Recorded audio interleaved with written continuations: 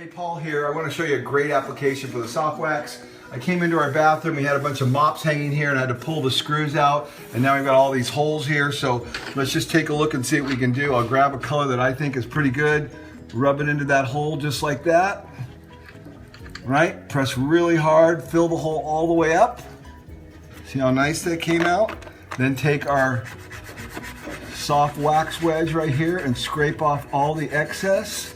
And you can see that looks pretty good. Maybe a little dark, so I'll just put a little lighter color right over the top of it and kind of blend it just a little bit and see if I can make that hole go away. And I think you'll be surprised at just how well it works. Pretty nice. I'm gonna go a little bit lighter yet, still just a little dark. And then we just mix a couple little colors together and kind of just a little blending action.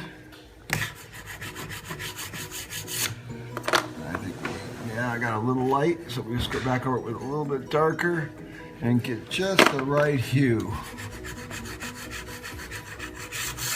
Pretty good. Certainly a lot better than what we were looking at over here. So I'll start with a lighter color on this one this time and then go to a darker color and see if that works a little bit better.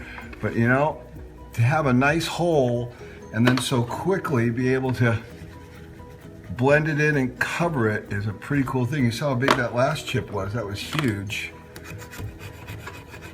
Look at that. Isn't that incredible? Soft wax, it's awesome. And then you can just take the little blending pad and this buffs off all the excess right there. You might hit it with a little paint thinner at the very end, but you can get a pretty nice fill job from that to that to that. Pretty cool, pretty easy.